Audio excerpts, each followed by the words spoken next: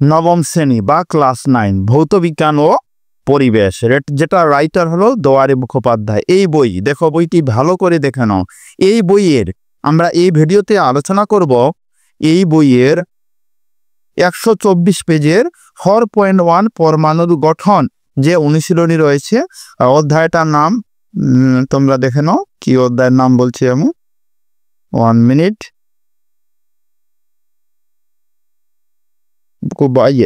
4 নম্বর অধ্যায় কি লেখা আছে? পরমাণু গঠন, ভৌত রাসায়নিক ধর্মসমূহ। এই অধ্যায়ের যে অনুশীলনী দেওয়া আছে, অনুশীলনী প্রচুর পাঠ দেওয়া আছে এখানে 4.1, এটা আমরা করব 4.1 পরমাণুর গঠন।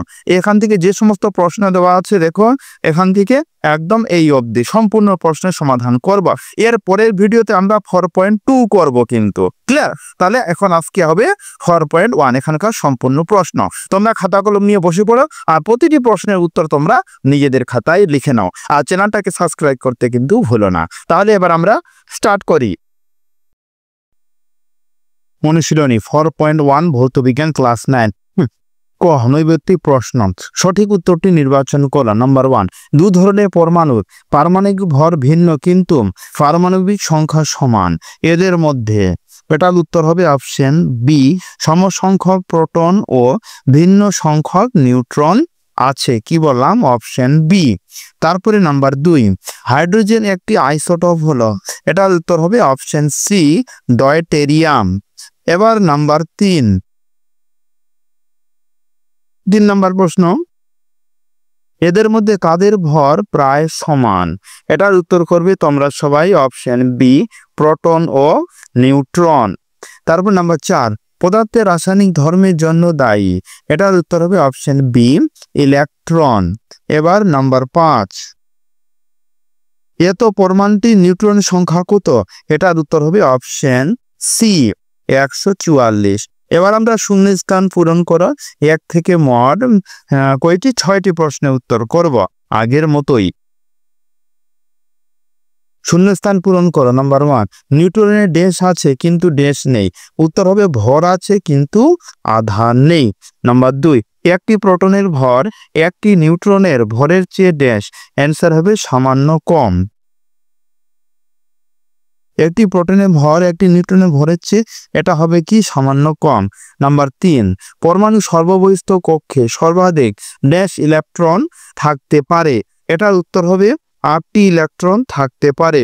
নাম্বার 4, পরমাণু নিউক্লিয়াস ড্যাশ আধান যুক্ত, উত্তর হবে ধনাত্মক আধান যুক্ত।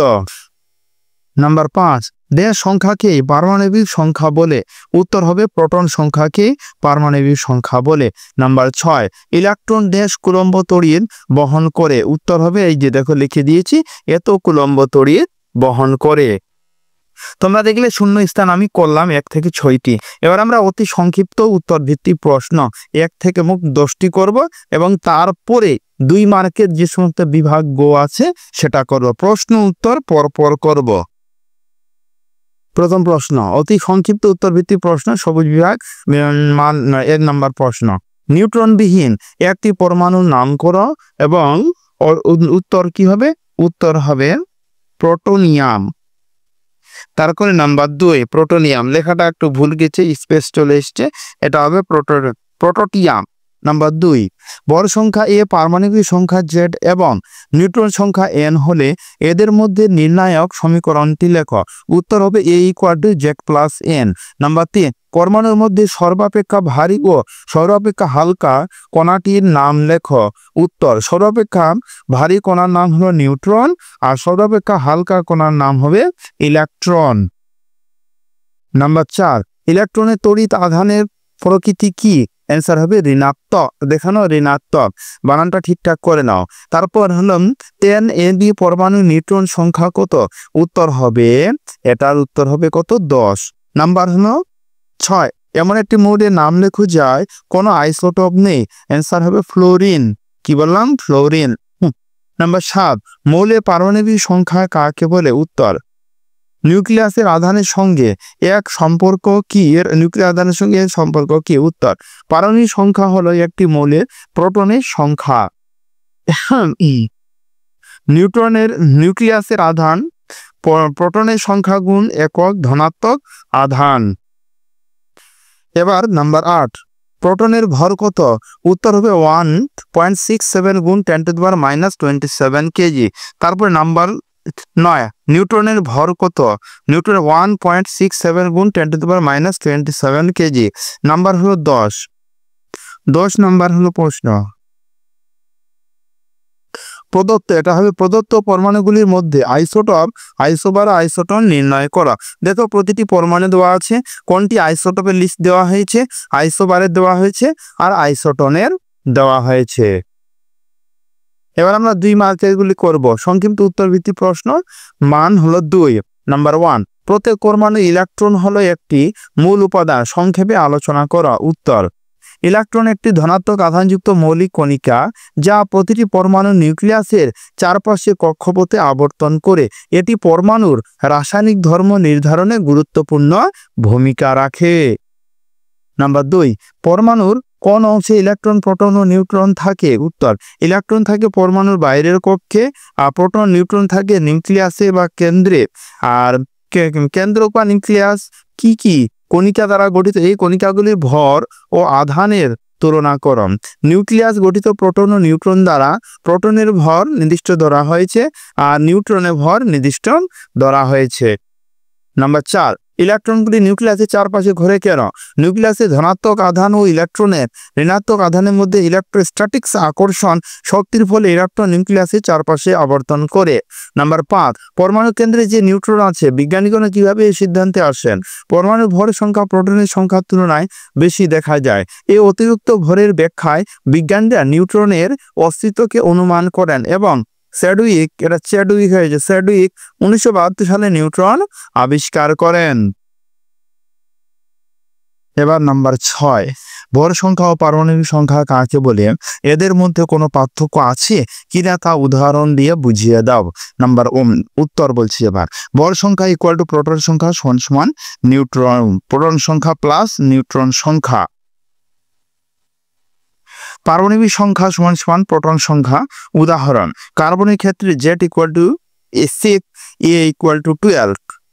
পার্থক্য, A - Z equal to neutron সংখ্যা। নাম্বার এবার 7, হাইড্রোজেন পরমাণু ভর একটি প্রোটনের ভরের প্রায় সমান। এ কথা বলার কারণ কি? উত্তর, হাইড্রোজেন পরমাণু নিউক্লিয়াসে শুধুমাত্র একটি প্রোটন থাকে, নিউট্রন থাকে না, ফলে তার ভর প্রায় একটি প্রোটনের ভরের সমান হয়। নাম্বার 8, লোহার পারমাণবিক গুরুত্ব 56.85 বলতে কি বোঝো? উত্তর, লোহা উপাদানটির বিভিন্ন আইসোটোপের আপেক্ষিক ভরের গড় মান 56.85। এটি পরমাণুর আপেক্ষিক গড় ভর বোঝায়। নাম্বার 9, কোন মৌলের পারমাণবিক ওজন ও পরমাণুর ওজনের মধ্যে পার্থক্য কি? উত্তর, পরমাণুর ওজন বোঝায় একটি নির্দিষ্ট পরমাণুর ভর আর পারমাণবিক ওজন হলো একটি মৌলের সব আইসোটোপের গড় আপেক্ষিক ভর। এবার নাম্বার 10 নম্বর প্রশ্ন, সমস্থানিক বা আইসোটোপ কাকে বলে? উদাহরণ, যেসব পরমাণুর পারমাণবিক সংখ্যা সমান কিন্তু ভর সংখ্যা বিভিন্ন তাদের আইসোটোপ বলে। নাম্বার 11, নিউক্লিয়ন কাকে বলে? পরমাণু নিউক্লিয়াসের অবস্থানকারী প্রোটন ও নিউট্রনকে একসঙ্গে নিউক্লিয়ন বলে। নাম্বার 12, কার্বনের পারমাণবিক সংখ্যা 6 এবং ভর সংখ্যা 12 হলে কার্বন পরমাণুর গঠন সম্পর্কে আলোচনা করো। কার্বন পরমাণুর গঠনে 6টি প্রোটন, 6টি নিউট্রন এবং 6টি ইলেকট্রন থাকে। ইলেকট্রনগুলি 2-4 কক্ষপথকে অবস্থান করে। নাম্বার 13, কি অবস্থায় একটি পরমাণু আয়নিত হয়েছে বলা হয়? যখন কোনো পরমাণু ইলেকট্রন গ্রহণ বা ত্যাগ করে তখন এটি আয়নে রূপান্তরিত হয়। ইলেকট্রন গ্রহণ করলে ঋণাত্মক আয়ন আর ত্যাগ করলে ধনাত্মক আয়ন। নাম্বার 14, একটি OH16 পরমাণুর গঠন চিত্র সহ বর্ণনা করো। একটি OH17 পরমাণু থেকে এটির প্রভেদ কি? উদাহরণ, OH16 পরমাণুতে আছে 8টি প্রোটন, 8টি ইলেকট্রন, 8টি নিউট্রন। OH17 পরমাণুতে নিউট্রন সংখ্যা 9 এবং 17 মধ্যে 8 বিয়োগ করলে কত হবে? 9। প্রভেদ, নিউট্রনের সংখ্যার পার্থক্য থাকায় এরা একে অপরের আইসোটপ।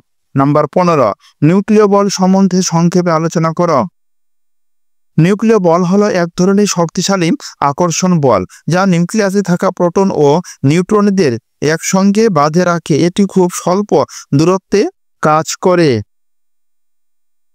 নাম্বার 16, একটি মৌলে পারমাণবিক ক্রমাঙ্ক 11। এই মৌলে ইলেকট্রন বিন্যাস দেখাও। পারমাণবিক ক্রমাঙ্ক 11, ইলেকট্রন সংখ্যা 11, ইলেকট্রন বিন্যাস 281। তাহলে আমরা 16 নাম্বার প্রশ্নের সমাধান আমরা করলাম। এখানে বাকি থাকলো বিভাগ ঘ, যেটা রচনাধর্মী প্রশ্ন 3 এবং 5 মার্কের। এই প্রশ্নের উত্তর আমরা করলাম না, যেহেতু এটা অনেকটা বড় হয়ে যাবে, এই কারণে করলাম না। তাহলে আজকে এই অবধি, দেখা হচ্ছে এরপরের ভিডিওতে।